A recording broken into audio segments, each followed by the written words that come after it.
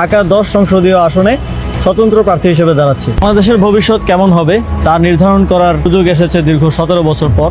নতুন এনসিপি ও গণ অধিকার পরিষদে আমার ভাই ঠাই না পাইয়ে সে নির্বাচন করবে, তাই সে স্বতন্ত্র। এখন সে ভুল বুঝতে পারতে যে কেন যে এই পথটা ছাড়িয়ে নির্বাচন করতে আসলাম, এখন স্বতন্ত্র। ভাই কোনো দলেই চান্স পাচ্ছে না, ভাইয়ের অবস্থা এখন কায়েল। ভাই আমি আপনাকে বলি, আপনি না তুমি না তুই ঢাকা 10-এর চিন্তা করতে হবে। ওই ঢাকা 10-এ জিতলি তুমি ওই ফুল বাংলাদেশ চেঞ্জ করতে পারবা না, ঠিক আছে? কারণ তুমি স্বতন্ত্র, তুমি কোনো দলের থেকে না। তো তুমি ওই 10 নিয়েই চিন্তা করো, দেশের চিন্তা দলের থেকে জিতলি করবে না। তুমি ঢাকা 10-এ কটা ভোট পাচ্ছ একটু হিসেব করো।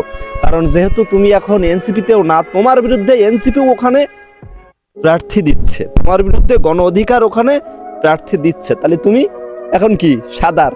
আর সাদার হয়ে জেতার জন্য জনপ্রিয়তা লাগে।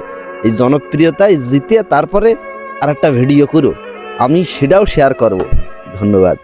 अच्छा ठीक है।